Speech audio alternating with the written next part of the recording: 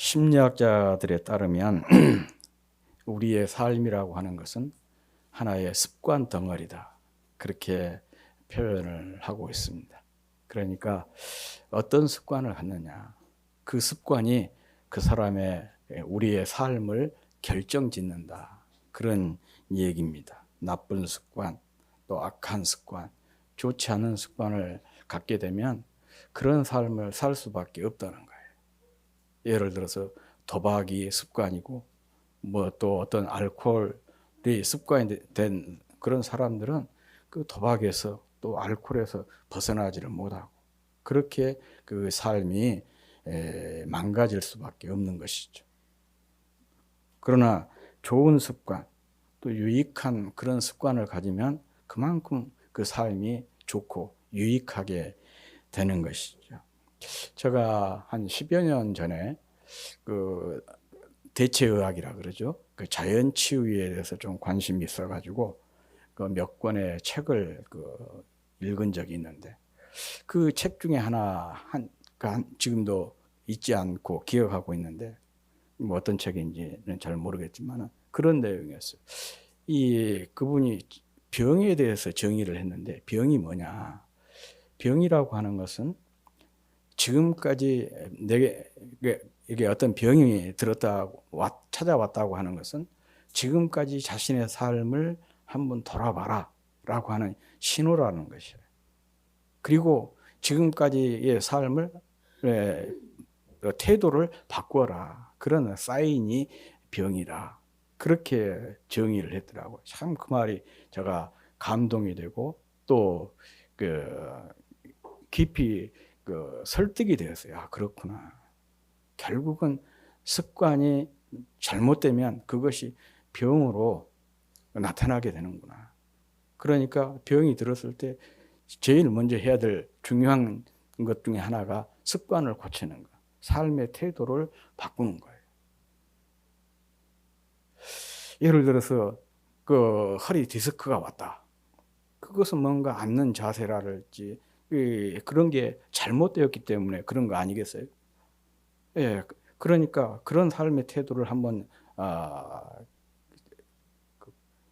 반성을 하면서 그것을 그 자세를 교정하고 태도를 고쳐 나가는 것이 참 중요하다.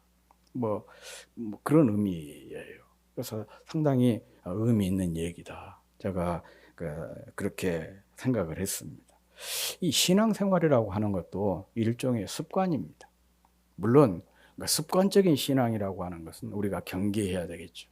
이 습관적인 신앙은 형식주의랄지 또 어떤 기계적인 매너리즘에 빠질 수가 있는 것이지만 그러나 신앙생활에서도 습관이 참 중요해요. 경건한 습관, 거룩한 습관을 갖게 되면 자연스럽게 경건생활, 또 거룩한 삶을 살아내는데 큰 유익을 얻게 되는 것입니다. 성경 쭉 복음서를 읽어보면 예수님에게도 여러 습관이 있었어요. 특별히 경건하고 거룩한 습관들을 성경에 소개가 되고 있는데 예수님의 습관들을 보면은 전도하는 습관이 있고 또 섬기고 봉사하는 그런 습관, 특별히 힘들고 어려운 사람들과 함께 하면서 그들과 교제하는 습관이 있고 말씀을 늘 묵상하고 또 말씀을 묵상하는 그런 습관이 있었습니다. 그리고 예수님의 여러 습관 중에서 가장 중요한 습관을 꼽으라고 한다면 아마 그것은 기도하는 습관이 아닐까. 오늘 본문도 보면 예수님께서 기도하시는 모습으로 시작을 하고 있습니다. 오늘 본문 1절 상반절에 보면 예수께서 한 곳에서 기도하시고 마치시매 그렇게 얘기를 하고 있습니다. 이 복음서를 보면 예수님께서 기도하시는 모습이 자주 등장을 하고 있습니다. 예수님은 하루 일과를 시작하기 전에 이런 한적한 곳에 가셔서 기도하셨다. 그런 말씀들이 있어요. 이 말씀은 하루를 시작하기에 앞서서 주님과 깊은 교제를 하고 주님으로부터 하나님으로부터 힘을 얻어서 능력을 받아서 하루를 시작하겠다. 그런 어떤 결단이라고 할 수가 있는 것이죠. 이렇게 새벽에만 기도하신 것이 아니고 또 어떤 곳에 보면은 하루 일과를 마치고 저녁에 또 기도하시는 그런 모습도 있습니다. 그러니까 하루를 기도로 마감하셨다. 그런 의미가 되겠죠. 그래서 성도의 건강한 성도의 모습은 이런 주님의 삶을 추적해서 그 삶을 따라가는 거예요. 그리고 우리도 건강한 신앙생활, 건강한 삶은 뭐냐? 주님처럼 하루를 기도로 열고 기도로 마감하는, 이게 바로 주님을 닮은 건강한 성도의 삶이라 그렇게 얘기할 수가 있습니다. 그리고 이렇게 주님은 한적한 곳에서 이른 아침에 새벽에 기도하시고 또 저녁에만 기도하신 것이 아니라 어떤 곳에 보면은 그냥 아예 밤을 지새면서 기도하시는 그런 하셨던 그런 내용도 나오고 있습니다. 이런 주님의 기도 습관은 돌아가시기 전날 저녁까지 기도하시는 모습을 모습이 성경에 기록되어 있습니다. 누가복음 22장 39절에 보면 예수께서 나가사 습관을 쫓아 감람산에서 산에 가심에 제자들도 쫓았더니, 이렇게 기록이 되어 있습니다. 이 말씀은 예수님께서 이제 다음 날 십자가를 지시고 돌아가시게 돼요. 그런데 그 전날 저녁에 감람산으로 가셔서 기도하셨다. 그렇게 말씀을 하고 있습니다. 그런데 이 성경이 참 중요한, 이 대목에서 중요한 내용이 그거예요. 예수님께서 십자가라고 하는 이 엄청나고 부담스러운 그런 문제를 안고 기도하기 위해서 감람산으로 가신 것이 아니고 습관을 쫓아 기도하기 위해서 감람산으로 가셨다. 이 습관을 쫓아라고 하는 단어가 참 중요하죠. 어떤 문제만 있으니까, 또 문제가 있으니까, 마치 어떤 비상사태가 일어나니까 그냥 그것을 뛰어넘기 위해서, 또 그걸 극복하기 위해서 기도한 것이 아니고 평상시 기도하신 그 습관을 쫓아서 큰 문제 앞에서도 여전히 기도하셨다. 그런 표현입니다. 흔히 사람들은 절박하면 기도하게 된다. 그런 얘기들을 합니다. 물론 뭐 그런 경우도 있지만은 저는 이 말이 틀린 말이라 그렇게 생각을 합니다. 문제가 있다고 기도하지 않습니다. 기도가 습관이 되지 않은 사람은 문제 앞에서도 기도하지 않아요. 오히려 걱정하고 염려하는 것이죠. 그리고 걱정하고 염려하다가 그 걱정과 염려에 사로잡혀가지고 어떻게 좌절하고 낙심해요. 그런데 기도가 습관이 된 사람들은 그 엄청난 문제 앞에서도 문제에 딱 부딪혔을 때 걱정하거나 염려보다 이 걱정과 염려를 무엇으로 바꾸느냐? 기도로 바꾸잖아요. 그래서 성경은 우리에게 이 점을 강조하고 있는 거예요. 아무것도 염려하지 말고 모든 일에 기도와 간구로 너희 구할 것을 감사함으로 하나님께 아뢰라. 그렇게 얘기하고 있어요. 근데 참 이 일이 쉽지 않아요. 정말 기도가 습관이 되어서 항상 시도 때도 없이 기도하는 그런 사람이 아니고는 이렇게 삶의 어려운 문제들 앞에서, 걱정거리, 염려거리 앞에서 그것을 뛰어넘어서 기도해 하고 그것도 감사함으로 하나님께 기도하기가 쉽지를 않는 거죠. 이것은 주님의 제자들을 통해서 확인해 볼 수가 있는데, 바로 이 주님께서 십자가라고 하는 그 엄청난 사건 앞에 제자들에게 말씀을 하셨어요.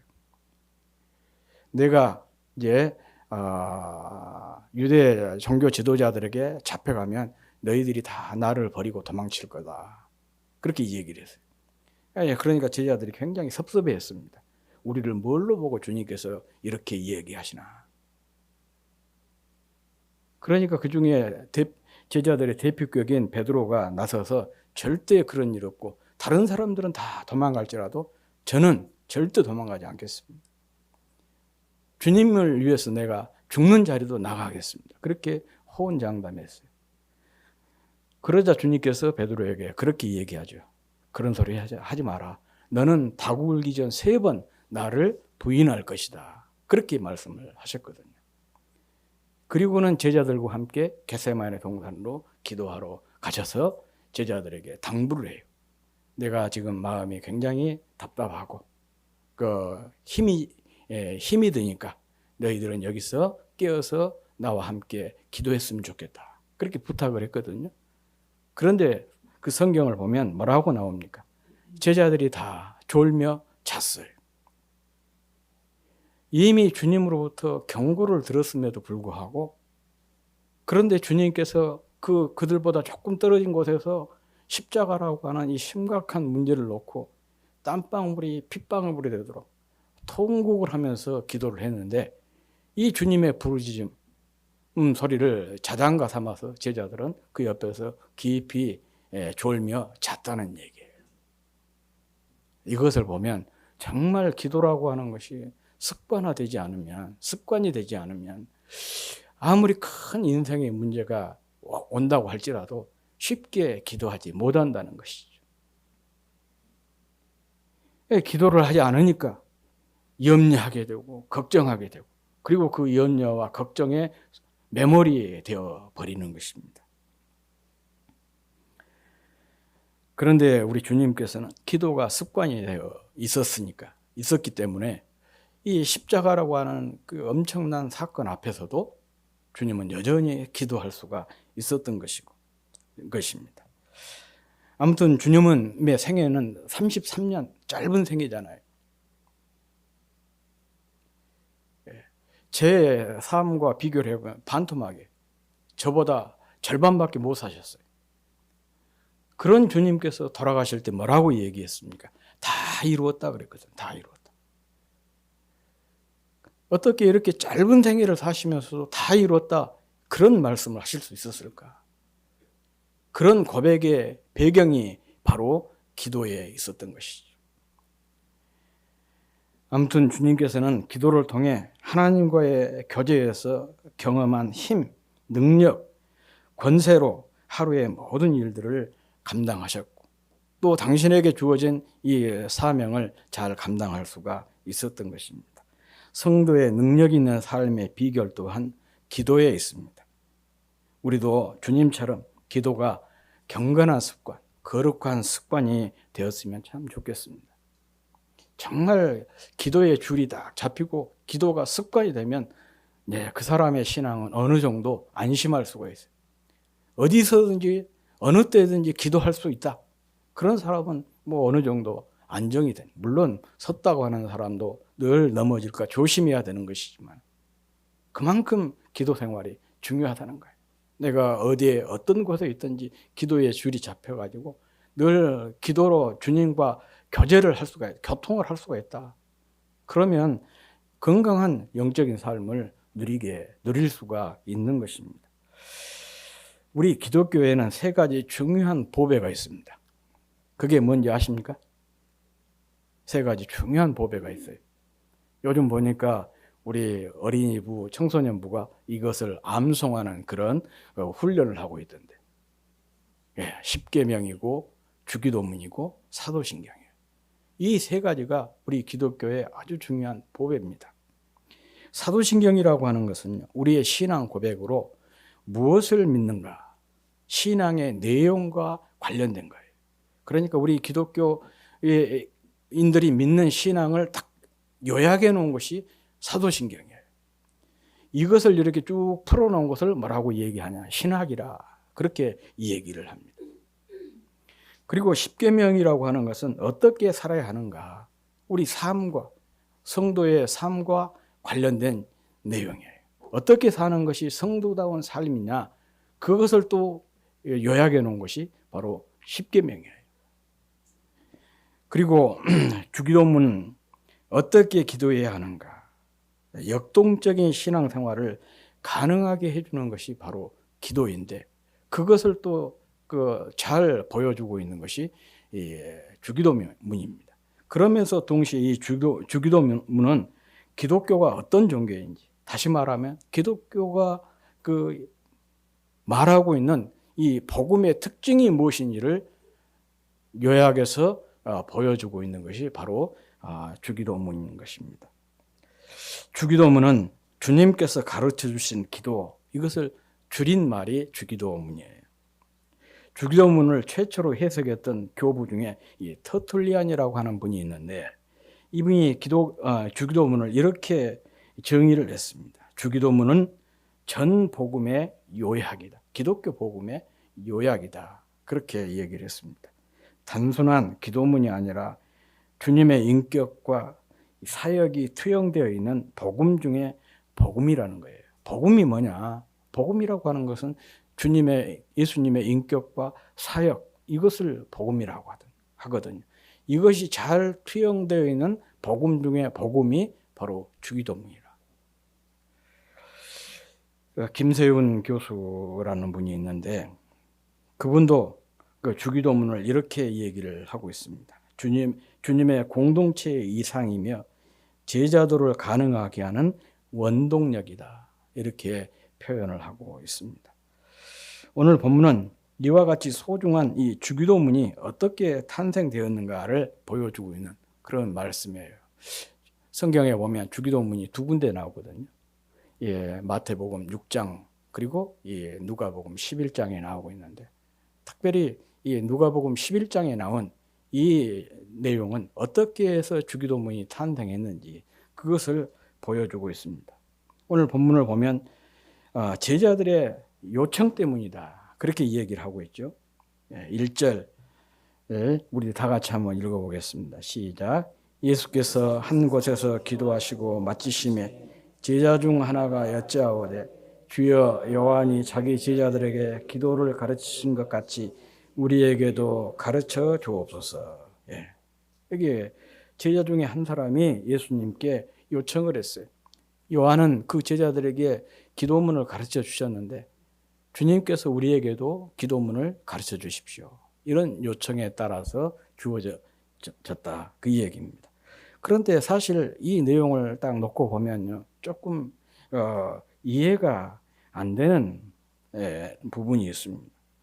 왜 그러냐 그러면 당시 예수님의 제자들은 모두가 다 유대인들입니다.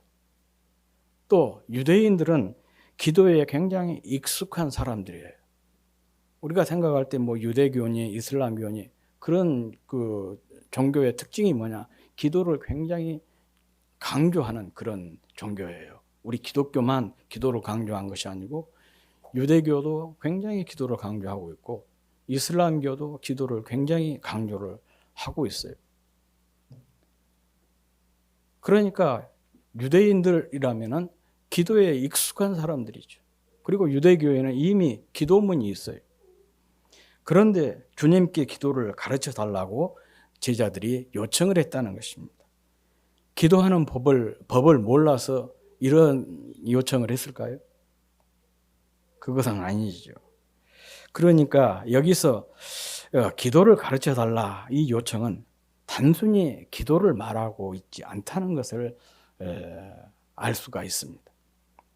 당시 유대교에는 여러 종파가 있었어요. 오늘날 우리 한국에도 기독교 안에 여러 종파가 있잖아요.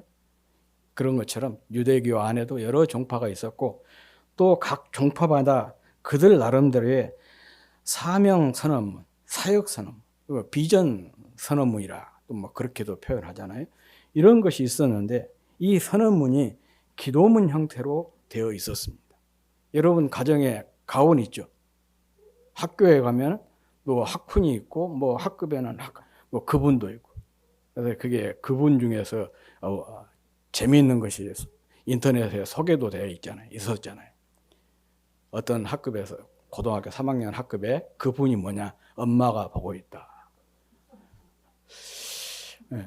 그런 뭐 우스운 이 얘기도 있지만 하여간 그분이 있고 또 학교에 가 지향하는 또 학훈이 있어요.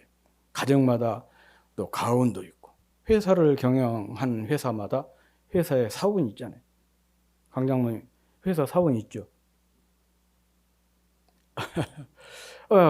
이런 거 다 가지고 있어요. 어느 공동체든지 나름대로의 어떤 비전, 우리는 이런 가치를 지향한다. 이런 것을 사명선언문이라, 사역선언문이라, 비전선언문이라 그래요.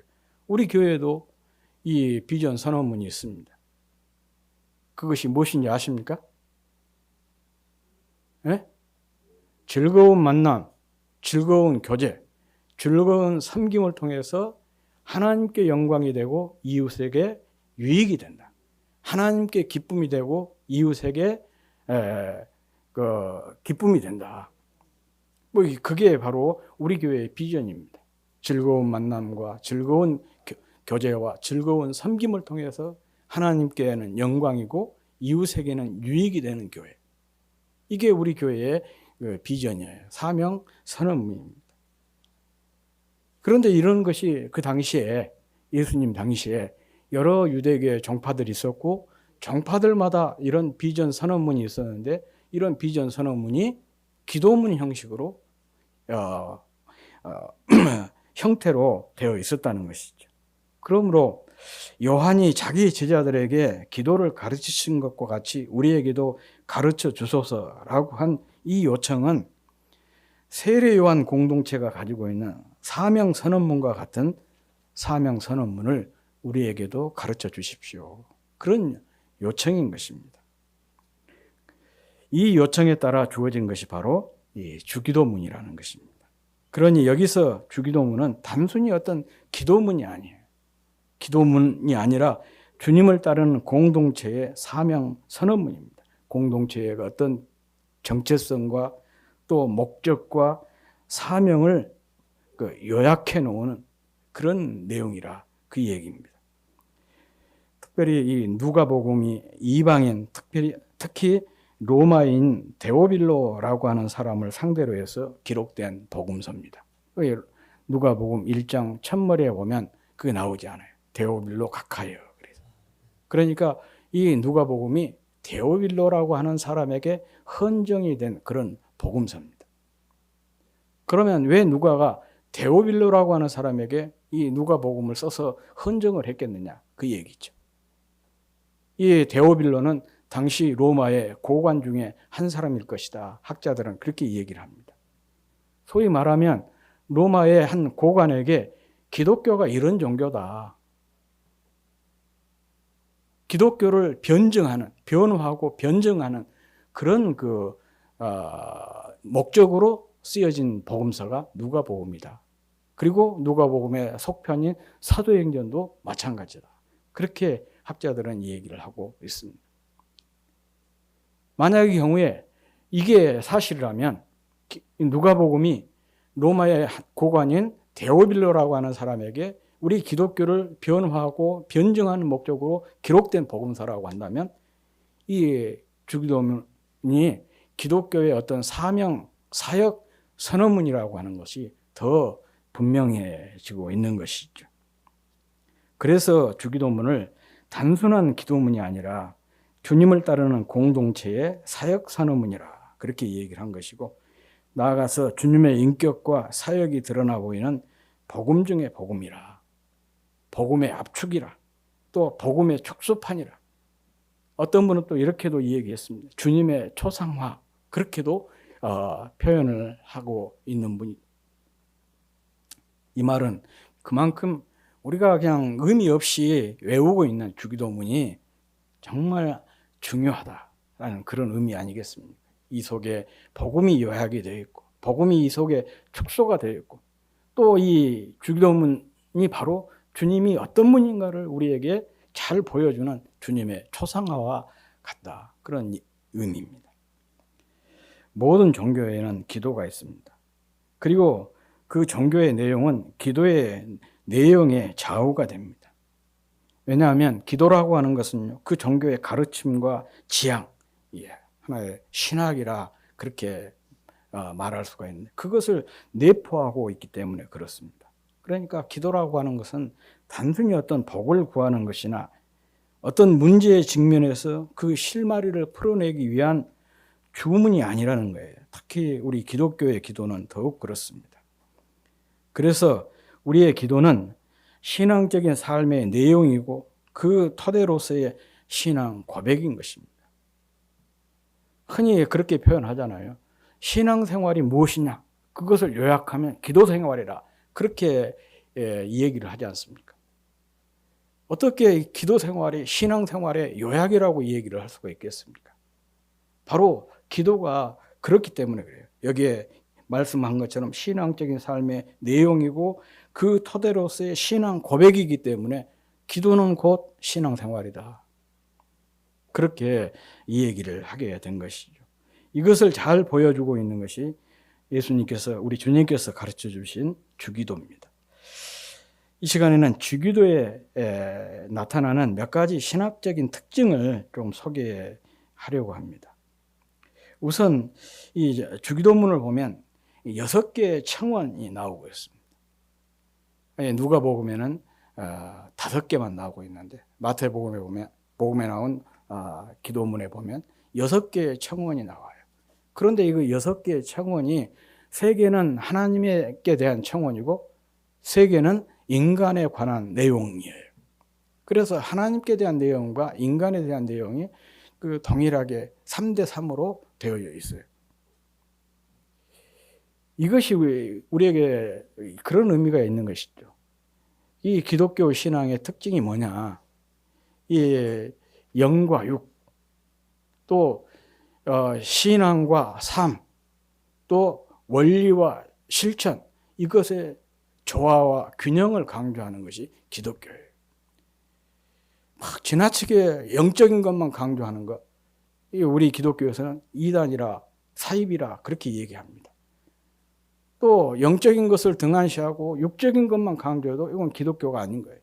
건강한 기독교는 영과 육을 같은 균형 있게 강조를 하고 있습니다.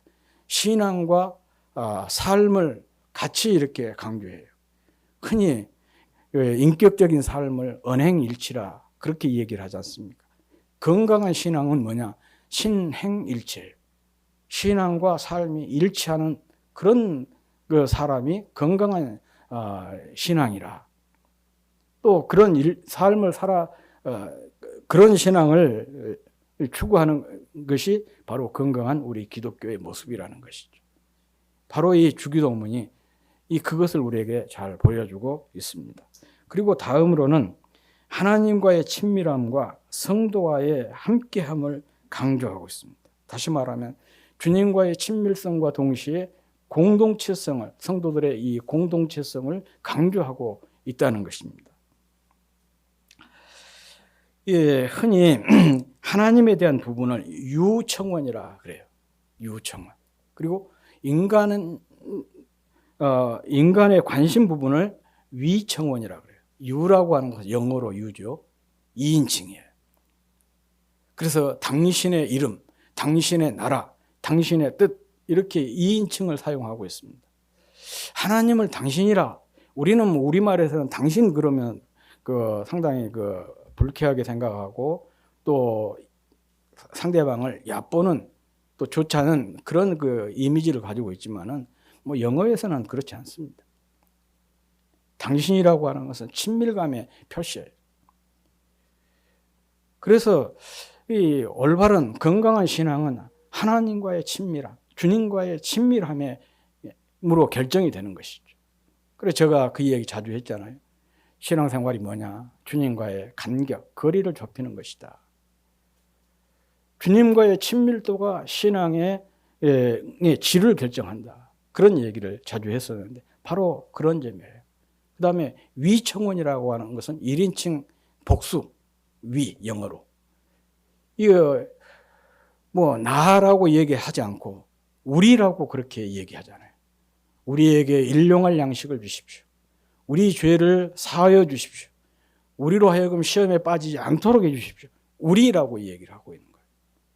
이것은 바로 지체들과 함께함을 강조하고 있는 것이죠. 신앙생활에 있어서의 공동체성입니다. 그래서 이 친밀함과 함께함, 이것은 우리 신앙에 있어, 기독교 신앙에서 중요한 가치고 또한 중요한 덕목인 것입니다. 얼마나 주님과 친밀하느냐, 이것이 우리의 신앙의 질을 결정한 것이라면 또 공동체 안에서 지체들과 얼마나 이게 함께함이 잘 이루어지느냐, 그것이 바로 신앙의 성숙을 뜻하는 거예요. 어떤 사람은 혼자서 막 신앙생활 잘하고 찬양도 잘하고 기도도 잘하는데 그 지체들과 잘 어울리지를 못하는 사람 있잖아요. 주님과는 친밀한데 지체들과는 친밀하지 못한 사람이 있어요. 이거 성숙하지 못한 그런 태도인 것이죠. 사람들과는 잘 어울리는데 뭐 통 하나님과는 서먹한 그런 사람이 있죠. 이 사람은 신앙에 문제가 있는 거예요. 그런데 우리 기독교 신앙은 주님과 친밀함과 동시에 지체들과 이 공동체성에서 함께함을 잘 이루어가는 그런 신앙이라는 거예요.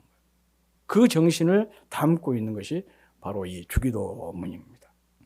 그리고 또 하나는 신앙생활에서 우선순위가 무엇인지를 보여주고 있습니다. 특히 하나님에 대한 부분에서 하나님의 이름, 하나님의 나라, 하나님의 뜻을 강조하고 있습니다. 대개 사람들은요, 자기 이름을 내는 것, 자기 영광을 굉장히 중요하게 여기지 않습니다. 자기 명예를 중요하게 여기잖아요. 주님의 나라보다는 자기 영역, 자기 어떤 영향력, 이런 것을 굉장히 중요하게 여겨요. 하나님의 뜻보다는 자기 뜻을 관철을 시키려고 하고 자기 뜻을 소중히 여기는 것이 일반적인 사람들의 모습입니다. 그런데 주기도문은 그거예요. 자기 이름, 자기 영광이 아니라 하나님의 이름, 하나님의 영광을 위해서 살아라는 것이죠. 자기 나라, 자기 영향력을 확장시키고 또 그것을 확대시키는데 초점을 두지 말고 이 땅에서 주님 나라를 건설하고 주님의 나라를 확장시키는데 열중해라. 또 내 뜻이 아니라 주님의 뜻을 위해서 그 뜻을 펼쳐나가는데 힘써라. 거기에 삶의 우선순위를 두고 살아라. 그런 의미를 담고 있습니다. 자신의 나라가 아니라 자신의 이름이 아니라 하나님의 이름, 또 하나님의 영광을 위해 살아야 되고 자신의 나라가 아니라 하나님의 나라를 세우고 확장시키는 데 집중을 해야 됩니다. 또 자신의 뜻이 아닌 하나님의 뜻에 이 삶의 우선순위를 살라는 것이 이 주기도문의 중요한 신학 중에 하나인 것입니다. 그런데 이것이 참 쉽지를 않습니다. 자꾸 자기의 정과 욕심이라고 하는 게 넘쳐서 걸핏하면 자기 이름 또 자기 영광을 추구하게 되고 자기 영역이랄지 자기 영향력을 이렇게 행사를 하려고 해요. 자기 뜻을 자꾸 주장하게 되는 거예요. 그래서 우리에게 필요한 것이 기도고 이 기도를 통해서 정과 욕심을 항상 십자가에 못 박는 것입니다. 그렇게 정과 욕심을 십자가에 못 박을 때 비로소 자기 이름이 아닌 주님의 이름, 자기 영역이 아닌 주님의 나라, 또 자기 뜻이 아닌 주님의 뜻을 구현할 수가 있는 것입니다. 우리가 바로 이렇게 이것을 우리의 삶의 우선순위를 두고 사는 사람이 경건하고 성숙한 성도인 것입니다. 근데 아무리 귀한 것도 가치를 모르는 사람에게는 무용지물이에요. 노벨 경제학상을 받은 어떤 분의 그 학자의 책에 나온 내용인데, 이 유럽 사람들이 아프리카에 가가지고 가서 그 다이아몬드를 채굴하는 그런 과정을 보여준 그런 내용인데요. 유럽인들이 아프리카 대륙을 가가지고 아이들이 이렇게 공기놀이를 하는 모습을 보고 깜짝 놀랐다고 그래요. 왜 깜짝 놀랐느냐? 아이들이 공기놀이를 하고 있는데 그 공깃돌이 뭐냐?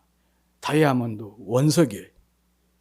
이 유럽인들 눈으로 딱 보니까 그냥 순간 이게 공기놀이를 하고 있는데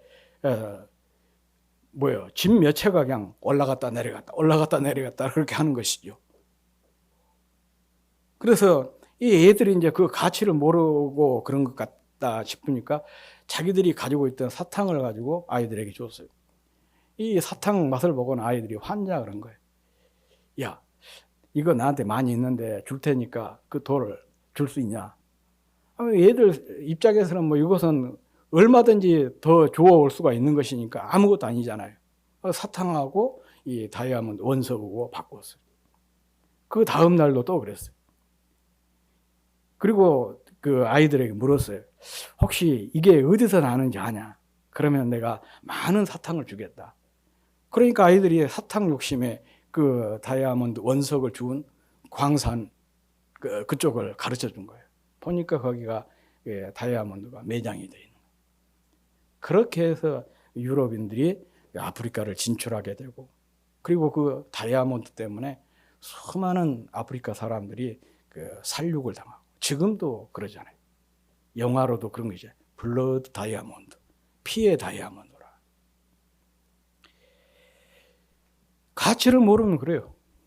이 무엇이든지 마찬가지인 것이죠.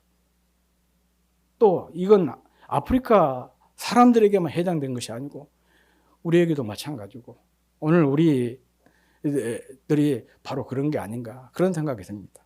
왜 그러냐 하면 이렇게 주님께서는 우리에게 영적으로 굉장히 풍성한 삶을 누릴 수 있는 소중한 보배로서 주기도문을 주셨는데, 그 가치를 모르고 오늘날 성도들이 살아가고 있어요. 기껏해야 주기도문을 어떻게 사용하고 있습니까? 예배의 순서 중에 하나. 어떤 모임을 마칠 때 뭐 끝맺음용으로만 그렇게 사용하고 있는 거예요. 주님께서 우리에게 이 주기도문을 주실 때는 그렇게 사용하라고 주신 것은 아니죠.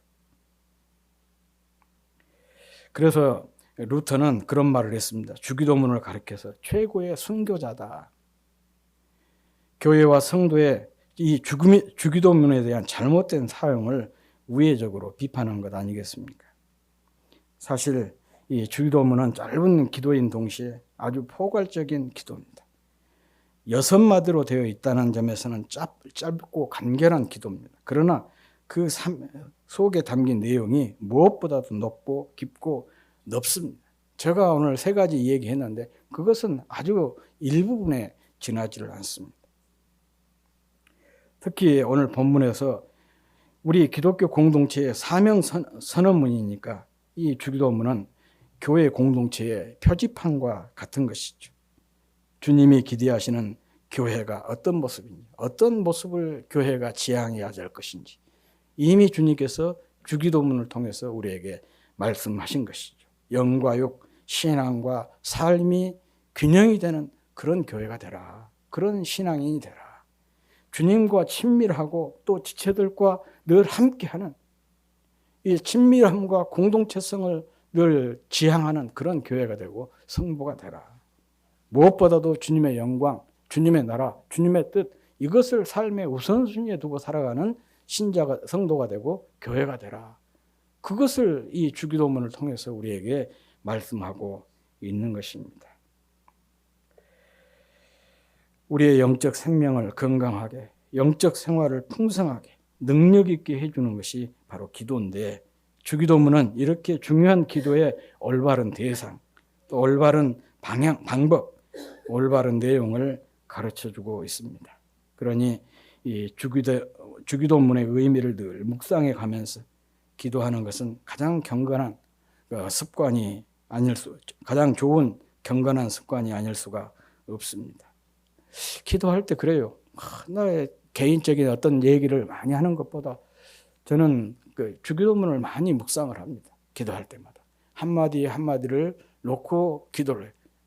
하늘에 계신 우리 아버지를 하늘을 묵상을 하고 우리를 묵상하고 아버지를 묵상해요. 그러면 그 자체가 그냥 기도가 막 풍성해지는 거예요. 그렇게 해요.